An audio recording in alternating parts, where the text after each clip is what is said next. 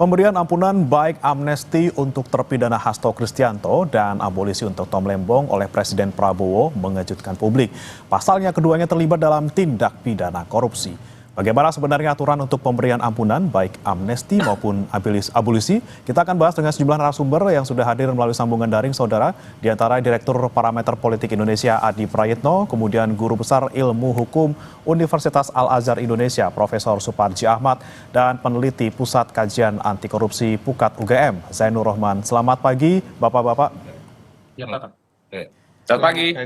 Pagi. Baik, pertama saya ke Prof. Suparji dulu. Kita harus clearkan dulu nih terkait dengan abolisi dan juga amnesti. Ini kan kedua tokoh ini diberikan pengampunan yang berbeda gitu ya. Amnesti buat Hasto, kemudian abolisi buat Tom Lembong. Sementara kalau kita perhatikan dalam tahapan hukum ini, Prof. Suparji, ini sebenarnya kan sama-sama setelah divonis gitu ya. Bahkan akan ada rencana untuk banding gitu, yang artinya memang belum kekuatan hukum tetap, belum inkrah. Anda melihatnya ini amnesti untuk Hasto sudah tepat atau belum? Kalau misalnya Tom Lembong kan abolisi, oke, proses hukum dihentikan. Tapi kalau untuk amnesti Hasto seperti apa, Prof. Suparji? Ya, saya kira kaitan dengan hak yang diberikan ya Presiden kepada dua ya, terdakwa ya, karena memang belum inkrah ya, karena belum menjalani putusan dan belum dieksekusi, masih upaya banding gitu. Memang ini sesuatu yang pada satu sisi merupakan hak Presiden dan kemudian digunakan pertimbangan DPR, dan ada dua hal yang dipakai. Pada satu sisi adalah abolisi dan pada sisi yang lain adalah amnesti kan gitu. Nah, abolisi diberikan kepada Tom Lembong, amnesti diberikan kepada Hasto.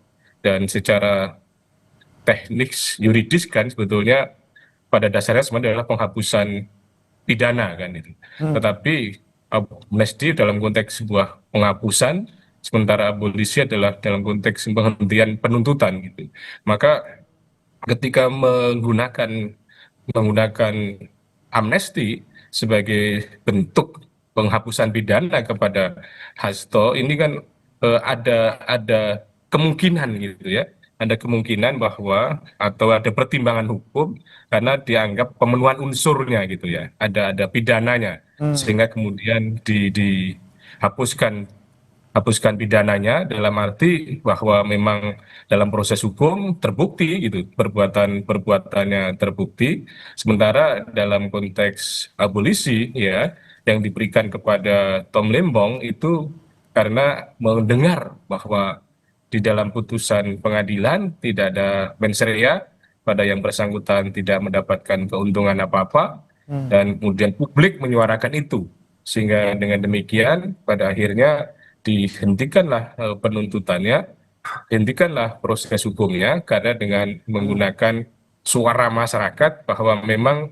unsur-unsur yang dilakukan oleh Tom Lembong atau perbuatan-perbuatan yang akan oleh Tom Lembong itu tidak memenuhi unsur pidana, sehingga Oke, kemudian dihentikan proses hukumnya. oke. Sementara dalam konteks Hasto, bahwa ada uraian-uraian pemenuhan unsur tadi itu yang kemudian bisa kita tangkap mengapa kemudian ada penggunaan dua istilah yang berbeda dalam konteks dua orang tersebut gitu. Tetapi pada Oke. sisi yang lainnya Jadi kita harus pertimbangannya adalah hargailah gitu ya ada tidaknya pertimbangan pembunuhan Presiden. unsur pidana di sana ya, Prof. Suparji. Tapi kalau kita lihat mekanismenya, misalnya ini kan sudah ada persetujuan dari DPR gitu ya, kemudian tinggal nunggu kepresnya. Apakah untuk kedua orang ini, terdakwa ini, baik Lembong maupun Hasto, bisa langsung pasti bebas, atau memang nanti ada mekanisme lain yang kemungkinan akan membatalkan amnesti ataupun abolisi?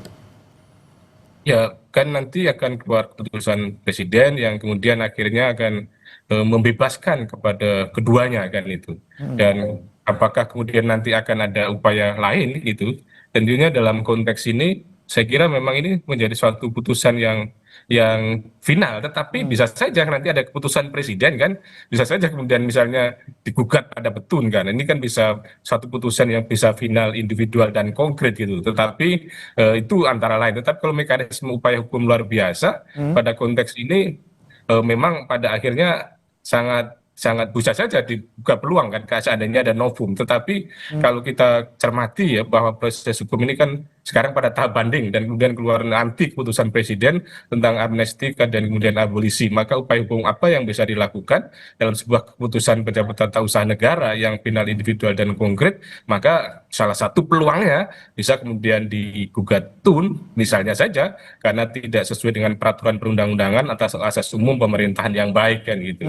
Atau Oke. pada sisi yang lain seandainya nanti misalnya PK, tapi PK ini kan pada satu sisi kejaksaan maupun KPK kan sudah tidak ada peluang lagi untuk mengajukan PK. Jadi memang ini pada akhirnya sebagai sesuatu yang kemudian akan dilaksanakan dan kemungkinan Oke. akan menjadi sesuatu yang inkrah, artinya tidak teruangnya ada tetapi sangat kecil kemungkinan Oke. terbuka gitu loh. Gitu. Oke, ada peluang tapi kecil. Tapi memang kalau untuk upaya luar biasa abolisi dan juga amnesti ini bisa dipastikan akan final gitu ya. Kemudian saya mau ke Mas Zainur Rohman terlebih dahulu. Mas Zainur, ini kan kemudian kita lihat amnesti dan juga abolisi diberikan untuk terdakwa kasus korupsi. Ini menimpa politisi seperti itu. Anda melihatnya seperti apa? Apakah memang pantas diberikan kepada kedua terdakwa ini?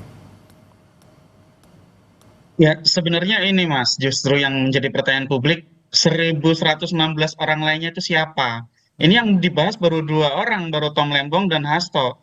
Masih ada 1.000 lebih lainnya, dan itu belum disampaikan oleh Kementerian Hukum maupun oleh DPR, siapa-siapa saja mereka. Jangan-jangan juga ada daftar para terpidana atau terdakwa tindak pidana korupsi begitu.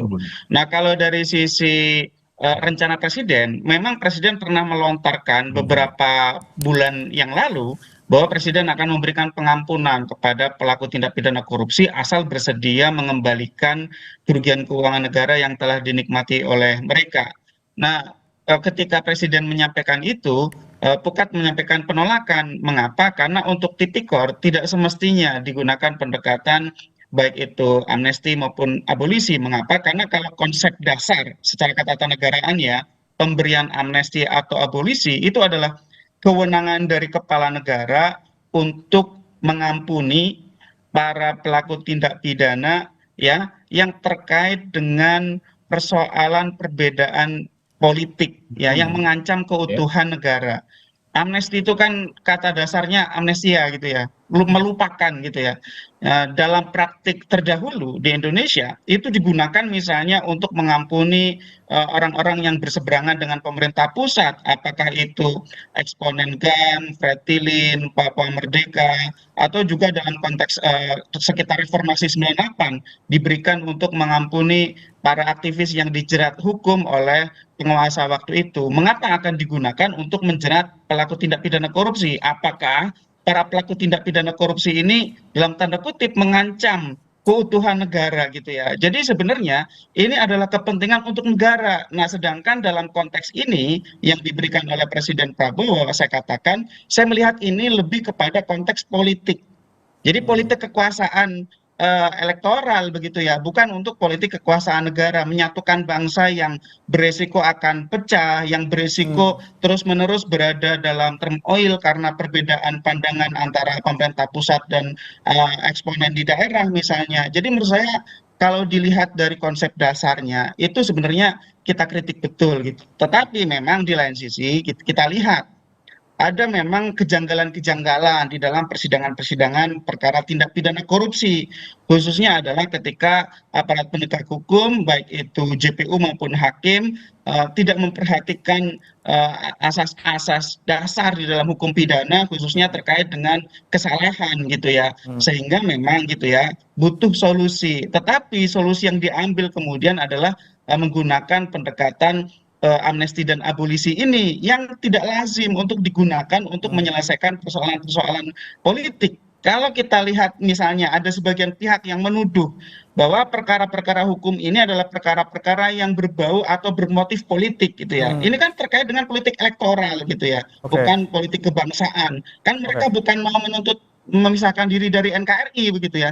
Sehingga seharusnya yang dibenahi Ya. adalah proses penegakan hukumnya, dilakukan reformasi terhadap sistem penegakan hukum, mulai Oke, dari substansi hukumnya, perbaiki pasal 2 ayat 1 dan pasal 3 Undang-Undang Tipikor, perbaiki juga aparat oke, penegak hukumnya, jangan mudah digunakan untuk kepentingan politik, oke. kemudian juga perbaiki bagaimana sistem penegakan hukum secara keseluruhan. Jadi menurut saya memang ini kemudian main semacam apa ya, perbuatan politik Ya, menggunakan tangan hukum diselesaikan menggunakan keputusan politik yang oke. juga memang punya basis hukum di dalam Undang-Undang Dasar Jadi 1945. pemberian Artinya gitu ya, amnesti dan juga abolisi ini ini kita masih kental dengan bertanya-tanya, Mas. konteks politik kekuasaan, bukan kepentingan negara. Saya menangkap poin Anda. Saya mau ke Mas Adi. Mas Adi, Anda melihatnya seperti apa? Benarkah memang kemudian melihat amnesti dan juga abolisi ini diberikan karena konteksnya lebih ke politik kekuasaan, bukan kepentingan negara? Karena ini diberikan kemudian dikala kita lagi nyorot soal PDIP gitu ya. Mereka lagi punya hajatan besar di sana. Kemudian kemarin juga ada sempat isu terkait pelemahan PDIP di sana. Katanya ditarget akan dapat 7% saja di 2029. Anda melihatnya seperti apa, Mas Adi? Ya kalau kita mendengarkan statement yang disampaikan oleh Menteri Hukum ya dalam memberikan keterangan pers terkait dengan abolisi dan amnesti, itu kan argumennya dua. Demi kepentingan bangsa dan negara, yang kedua itu adalah demi kondusivitas untuk membangun harmoni dan kerjasama dengan berbagai begitu banyak elemen. Itulah yang kemudian disebut oleh publik sebagai sebuah tafsir bagaimana ada unsur-unsur politik yang sebenarnya muncul dalam konteks abolisi dan amnesti, yaitu untuk menjaga kondusivitas dan harmoni untuk membangun bagaimana bangsa di masa-masa yang akan datang. Apalagi misalnya kita tahu bahwa persoalan Tom Lembong sama Hasto, saya kira ini adalah dua kasus yang dinilai merupakan salah satu yang cukup membetot perhatian publik secara serius. Dalam konteks Tom Lembong misalnya, kan tidak ditemukan mensrea. Ada indikasi-indikasi bahwa hakim yang melakukan penindakan itu, penuntutan itu dianggap tidak sesuai dengan kaidah-kaidah keadilan. Begitupun misalnya dalam kasus Pak Hasto yang saya kira cukup panjang, begitu banyak demonstrasi termasuk juga dukungan-dukungan kepada Hasto, karena dalam sidang-sidang sebelumnya misalnya itu tidak ditemukan ada unsur-unsur pidana meski KPK telah memutuskan sebuah putusan yang tidak bisa dibantah. Jadi dua persoalan ini yang memang dalam banyak hal yang kita tahu beberapa waktu yang lalu kan banyak tuh supaya pemerintah mengintervensi dan ikut campur untuk memberikan rasa keadilan. Nah, hari ini kita mendengarkan secara terbuka bagaimana pemerintah sudah memberikan amnesti dan abolisi kepada dua orang, salah satunya di antara begitu banyak yang diberikan amnesti dan abolisi, yaitu tadi untuk menjaga bagaimana harmoni dan kondusivitas. Bahkan kalau kita membaca korespondensi secara historis misalnya, Pak SBY juga sempat memberikan amnesti kan tahun 2005 kepada kombatan BAN, tentu untuk menjaga bagaimana perdamaian ya yang ada di Aceh dan hingga hari ini kita juga tahu bagaimana GAM itu juga menjadi bagian NKRI yang tidak bisa dipisahkan. Di Amerika Serikat dulu ada yang disebut dengan Presiden Gerald Ford ya yang juga memberikan amnesti bagi penolak wajib militer di era pemerintahan di Perang Vietnam. Begitupun Nelson Mandela, kan kita juga ingat, dia membentuk semacam Truth and Reconciliation Commission untuk memberikan ruang semacam pengakuan dan ampunan demi menutup luka supaya kasus apartheid itu tidak melahirkan dendam yang cukup luar biasa. Jadi secara kesimpulan sebenarnya kalau ini mau ditafsirkan secara politik tentu untuk menjaga harmoni dan kondusivitas terutama terkait dengan kasus-kasus hukum kepada orang-orang tertentu yang dinilai kasusnya itu dianggap kontroversial, tidak melahirkan keadilan dan itu tujuannya adalah semuanya supaya bisa guyup dan bisa kerjasama. Tapi Mas Kan itu Adi, yang bisa dilakukan punten oleh Mas publik. Adi, saya potong Mas Adi, tapi kan ada juga pernyataan yang menggelitik dari Menteri Hukum yang mewakili pandangan Pak Prabowo bahwa alasan pemberian amnesti dan juga abolisi ini terkait dengan kerjasama kolektif termasuk dengan seluruh elemen politik. Terlebih setelah kemudian ada kemarin diberikan persetujuan oleh DPR, Pak Sufmi Dasko, Wakil Ketua DPR kita, kemudian memposting foto bersama dengan sejumlah tokoh. Ada Mensesnek di sana, Prasetyo Hadi yang juga orang Gerindra, kemudian bersama Bu Mega, bersama Mbak Puan gitu ya, ada Prananda juga di sana. Ini kan kita nggak bisa pungkiri ada sesuatu di sana, Mas Adi. Ya memang politik kita kan politik harmoni, Mas. Yang diberikan amnesti dan abolisi itu adalah kasus yang selama ini memang mengandung kontroversi dan perhatian publik secara serius. Ya terlepas dari kontroversinya yang cukup panjang, kasus Hasto ya bagi para pendukungnya ini persoalan politik, bukan persoalan hukum. karena unsur hukumnya katanya itu dipaksakan dan seterusnya. Artinya apa? Hal-hal yang semacam ini ketika kemudian lahir abolisi dan amnesti termasuk untuk Pak Tom Lembong kan publik sederhana. Ini kan ingin mengakhiri pembelahan publik yang selama ini muncul ekstrim. Apapun judulnya terkait dengan Tom Lembong yang berteriak tentang mencari keadilan itu adalah pendukungnya Anies Baswedan Oke. yang disebut dengan anak-anak Abah. Ketika ada kasus Hasto yang kemudian membetot perhatian publik, itu kan para pendukung Hasto, kader-kader PDIP di berbagai tempat Ya. juga menuntut keadilan. Makanya ketika ini kemudian dimunculkan inisiatif dari pemerintah disetujui DPR soal amnesti dan abolisi, itu dianggap sebagai sebuah bagaimana membangun jembatan komunikasi politik, membangun harmoni dan kerjasama. Apalagi kan pada saat yang bersamaan dalam waktu berdekatan, kita mendengarkan bagaimana PDIP Ya. memerintahkan kepada seluruh kadernya untuk mendukung penuh program yang dimiliki oleh pemerintahan saat ini. Jadi sulit sebenarnya untuk menghilangkan kesan kepentingan politik, yaitu politik harmoni, politik kerjasama, dan politik guyup antar berbagai elemen-elemen Oke. supaya tidak ada fragmentasi dan tak ada lagi pembelahan-pembelahan yang ada di negara. Oke, Itu tapi yang pertanyaannya kemudian Mas Adi, apakah kemudian dengan adanya foto dari Pak Dasko kemarin dan juga kita lihat bagaimana kemudian peta-peta partai dan juga kekuasaan eksekutif dan juga legislatif di sana bertemu, apakah ini menandakan PDIP bakal bergabung di koalisi dan kemudian apakah memang terjadi check and balances yang benar di proses hukum ataupun di lembaga hukum kita terkait dengan pemberian Prof. Suparji lagi nih, Prof. Suparji, ini kan kita tidak bisa pungkiri di sana kental sekali unsur politis seperti itu ya, dan kemudian ketika kita melihat mungkin foto dari Sufmi Dasko Ahmad di Instagram yang barusan diposting setelah adanya persetujuan itu, kemudian kita lihat di sana ketua DPR-nya PDI Perjuangan, kemudian wakil ketua DPR-nya juga dari orang Gerindra seperti itu. Anda melihat ini ketika ada pengajuan amnesti dan juga abolisi sangat gampang untuk bisa disetujui. Kemudian bagaimana fungsi check and balances yang seharusnya ada di sana? Ya itulah arti sebuah kekuasaan kan gitu. Siapa yang berkuasa itulah yang kemudian bisa menentukan. Dan ini akhirnya kan menyebabkan ada pembenaran itu jadi malu belajar hukum gitu. Jadi malu mengajarkan ilmu hukum gitu. Karena sesuatu yang bersifat teoritis pada akhirnya tidak sama dengan apa yang di prakteknya gitu. Dan ini kan menjadi sesuatu yang kemudian akhirnya benar-benar menjustifikasi dan mengeneralisasi hukum itu adalah produk politik gitu lah. Bahwa kalau hukum produk politik pada konteks misalnya pembentukan peraturan perundang-undangan sampai kemudian akhirnya putusan pengadilan pun direvisi dengan satu kekuatan politik. Jadi menurut saya ini adalah sebuah catatan yang harus kemudian dipertanggungjawabkan dalam sejarah gitu. Bagaimana pada akhirnya pejabat atau kemudian penguasa ini memberikan semacam pembelajaran, semacam teknik pengelolaan negara yang kemudian betul-betul bersandar pada teori dan filsafat bernegara maupun ilmu. Nah, pada sisi yang lain kalau kita cermati bahwa memang akhirnya kan ini sebuah barter kan gitu loh. Sebuah barter politik kan gitu. Barter antara kepentingan politik dan barter antara keputusan hukum gitu. Bahwa akhirnya kan sebuah negosiasi, sebuah transaksi dukungan politik dan pembebasan terdakwa tadi itu. Jadi menurut saya ini adalah sebuah mekanisme yang sebetulnya tidak sesuai dengan fitrah dari abolisi dan amnesti itu, yang pada dasarnya demi kepentingan umum yang lebih besar kan gitu. Mungkin saja ini bisa dijustifikasi memang bangsa dan negara butuh kerjasama, butuh kolaborasi, butuh koalisi besar. Akhirnya jangan sampai ada oposisi, semuanya akhirnya dirangkul, dan syaratnya merangkul adalah adanya pembebasan tadi itu. Tadi itulah yang menurut saya perlu ada sebuah pertanggungjawaban yang secara ilmiah, secara yuridis dari pembuat kebijakan ini, sehingga kita ini yang mengajarkan di dunia kampus ada landasan yang bisa dipertanggungjawabkan secara objektif dan rasional. Gitu. Oke.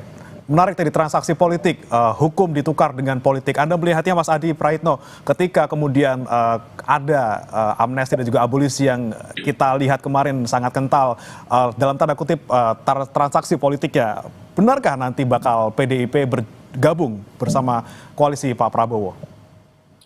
Kalau mau jujur sebenarnya saya tidak terlampau yakin PDIP secara formal bergabung dengan pemerintahan Prabowo Subianto dan Gibran Rakabuming Raka. Pertama tentu tidak ada alasan urgensi untuk menjadikan PDIP sebagai bagian dari koalisi pemerintah. Mengingat hampir 90% partai-partai koalisi pendukung Prabowo Gibran itu kan solid dan tidak ada gejolak apapun. Posisi PDIP menjadi penting kalau sudah mulai muncul oposisi dari dalam. Partai-partai pendukung pemerintah suka protes, suka jadi oposisi, dan resisten dengan berbagai begitu banyak kebijakan-kebijakan yang muncul, maka disitulah sepertinya relevansi PDIP untuk dirangkul supaya untuk menambah kekuatan politik. Nah, yang kedua, secara prinsip kalau kita mau jujur sebenarnya, tanpa bergabung secara formal sekalipun, PDIP itu dalam banyak hal sudah memberikan dukungan penuh secara total terkait dengan kebijakan-kebijakan strategis pemerintah. Kita bisa cek satu-satu. Ketika ada kenaikan PPN 12% beberapa waktu yang lalu, itu kan didukung secara penuh. Tak satu pun kader dan elit-elit PDIP itu protes. Ketika misalnya ada revisi Undang-Undang TNI, yang paling depan wajah yang kemudian mempelopori revisi undang-undang ini adalah kawan-kawan PDIP. Begitupun program-program lain, soal program makan bergizi gratis, sekolah rakyat, kemudian penurunan tarif dan seterusnya. PDIP mendukung secara penuh. Oleh karena itu bagi saya secara prinsip sebenarnya dalam praktiknya PDIP dalam banyak hal tidak terlampau memberikan apa yang disebut dengan check and balances. Karena dalam praktiknya PDIP itu sudah menjadi bagian dari pemerintah. Wajar kalau kemudian banyak pihak yang mengatakan PDIP saja ini luarnya doang yang kelihatan merah, dalamannya itu sudah wajah pemerintah. Inilah yang saya kira bagi saya tanpa harus ada abolisi ataupun amnesti yang muncul sehari dua hari ini, secara praktik misalnya kita bisa melihat bagaimana memang PDIP ada kecenderungan untuk siap bekerja sama dengan pemerintahan Pak Prabowo dan Gibran di masa-masa yang akan datang. Oleh karena itu sekalipun ada amnesti misalnya kepada Hasto, bagi saya ini tidak akan misalnya akan membuat otomatis PDIP menjadi bagian di dalamnya. PDIP sepertinya menjaga jarak dengan kekuasaan, ingin terlihat berada di luar. Tentu secara praktik mereka akan memberikan dukungan secara penuh. Instruksi itu disampaikan ketika di Bintek misalnya di Bali beberapa waktu yang lalu, meminta kepada seluruh pengurus, fungsionaris dan seluruh kader PDIP tegak lurus dengan semua program-program yang dimiliki oleh pemerintah saat ini. Bagi saya itu clear, sebuah statement, sebuah manifesto bagaimana PDIP sebenarnya sudah menjadi bagian dari kubu pemerintah tanpa harus ada menteri yang ada di dalamnya. Oke, transaksi politik dalam tanda kutip ini memang kalau di sisinya Pak Prabowo tidak terlalu butuh gitu ya kalau kata Anda, karena memang sudah dapat dukungan yang luar biasa 90% lebih gitu ya. Kemudian tapi dari sisi lain gitu Mas Adi, kalau Anda melihatnya dari PDIP-nya sendiri kan memang sebenarnya lagi butuh nih dalam tanda kutip. Tolong dong bebasin Pak Hasto gitu ya, karena sekarang lagi gonjang-ganjing partai saya kalau tidak punya sekjen gitu. Mas Adi. Ya Mas? Ya Mas Adi, kalau Anda melihat kepentingan yang lebih besar sebenarnya ada di PDIP ketika ada transaksi dalam tanda kutip transaksi politik ini, ketika kita lihat pemerintah memberikan amnesti kepada Pak Hasto. Memang yang lebih butuh tuh PDIP-nya atau seperti apa Mas Adi? Ya kalau mau jujur sebenarnya ini semacam mutual interest ring, sama-sama membutuhkan supaya tidak ada ekses-ekses negatif yang mengarah kepada dua belah pihak. Kalau kita mau jujur Mas, persoalan kasus Hasto ataupun Tom Lembong ini kan yang disalahkan adalah pemerintah. Sekalipun umur pemerintah hari ini kan seumur jagung, baru sebatas 10 bulan. Dan yang dalam banyak hal-hal yang terkait dengan peristiwa hukum itu kan dikaitkan dengan pemerintahan sebelumnya. Tapi kan pemerintahan saat ini tidak berhenti, terus dikritik, terus dibully. Dan bahkan misalnya diminta untuk melakukan intervensi terkait dengan persoalan Tom Lembong ataupun Hasto karena dinilai tidak memenuhi unsur keadilan. Itulah yang sepertinya ingin dihindari. Hal-hal yang selama ini viral di kalangan publik dan kebetulan kasus dua figur ini kan membetot perhatian publik karena dianggap sebagai dua faksi dalam Pilpres 2024 yang lalu. Sementara pada saat yang bersamaan harus kita juga akui Pak Hasto ini per hari ini itu masih sekjen PDIP. PDIP hanya ingin memberikan pesan bahwa Hasto itu adalah bagian dari salah satu denyut nadi dan jantung kekuatan politik mereka. Jadi sekalipun sudah ditetapkan sebagai tersangka, Pak Hasto itu tidak pernah diganti posisinya. Tidak ada PLT yang menggantikan posisi sekjen di PDIP. Ini kan menegaskan bahwa persoalan Hasto adalah persoalan PDIP. PDIP menjadikan persoalan Hasto itu bukan persoalan hukum, tapi murni persoalan politik yang harus dicarikan bagaimana jalur keluarnya untuk mendapatkan keadilan. Ada simbiosis mutualisme ya antara pemerintah maupun PDIP. Ya, Tapi Ada tidak simbol-simbol perlu politik bergabung gitu yang Mas Adi ya? Ya tidak harus perlu bergabung. Sepertinya Oke. PDIP masih jaim untuk menjadi bagian dari pemerintah ya secara formal. Ya. Tapi secara prinsip, secara praktik, saya hakul yakin kalau kita melihat rekam jejak selama 10 bulan, PDIP sudah memberikan dukungan secara penuh terkait dengan program-program strategis pemerintah dan itu yang terjadi. Oke, baik. Saya ke Mas Zainur lagi. Mas Zainur, ini kan lagi-lagi kita menyoroti adalah upaya hukum luar biasa, tindakan hukum luar biasa diberikan untuk dua terdakwa kasus luar biasa yang mana korupsi gitu ya. Dan lagi-lagi unsur politik di sini kental adanya, kita lihat bersama-sama jelas di depan mata gitu ya. Kemudian ke depannya gimana nih Mas Zainur? Kalau misalnya Pak Prabowo bilang punya janji untuk memberantas korupsi, tapi dengan kemudian memberikan amnesti dan juga abolisi kepada dua terdakwa korupsi, kedepannya seperti apa? Ya, yang pertama kan dari prinsip equality before the law ya, bahwa ada persamaan di hadapan hukum sebagaimana Undang-Undang Dasar 1945. Dengan pemberian amnesti dan abolisi kepada 1.000 orang lebih itu kan artinya dikesampingkan. Nah, dikesampingkan prinsip persamaan di depan hukum. Bagaimana dengan perasaan para terdakwa dan terpidana lainnya? Apakah itu terdakwa dan terpidana tipikor atau tindak pidana yang lain? Apalagi ada sekian banyak misalnya aktivis di bidang agraria yang terjerat kasus hukum, aktivis lingkungan, orang-orang yang mempertahankan ruang hidupnya, masyarakat hukum adat, itu kan banyak sekali yang berkonflik ya, berkonflik dengan perusahaan, berkonflik dengan pemerintah, bahkan ada yang berkonflik dengan militer misalnya gitu ya, terkait dengan perebutan lahan misalnya. Bagaimana perasaan mereka ketika kemudian ada orang-orang memiliki kasus politik kemudian diberikan amnesti dan abolisi.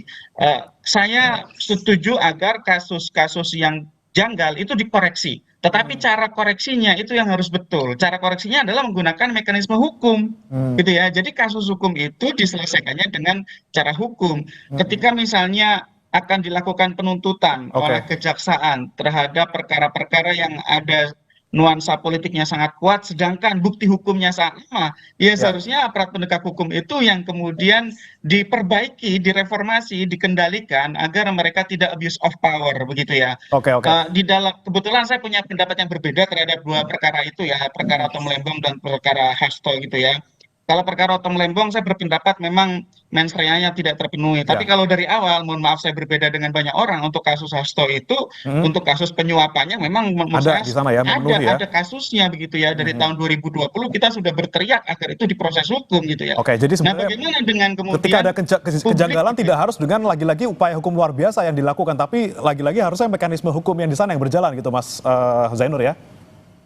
betul ke Oke. depan kalau seperti ini akan digunakan terus-menerus Mas gitu ya. Ke depan ada kebutuhan politik untuk mengendalikan orang, Oke, menundukkan orang, jadi mengajak tuman gitu ya orang kalau untuk kita bergabung. misalnya Akan ujuk-ujuk digunakan sedikit-sedikit amnesti dan abolisi. kasih ampunan gitu, apalagi ada unsur politis di sana. Betul. Baik, saya tangkap maksud Anda, Mas Zainur. Terima kasih Mas Zainur Rohman, peneliti Pukat UGM, kemudian yang sudah bergabung juga Mas Adi Praitno, Direktur Eksekutif Parameter Politik, dan juga Prof. Suparji Ahmad, Guru Besar Ilmu Hukum Universitas Al-Azhar sudah bergabung bersama kami di Sapa Indonesia Pagi. Kita lihat nanti seperti apa ke depannya. Selamat pagi Bapak-Bapak. Lagi. Selamat pagi.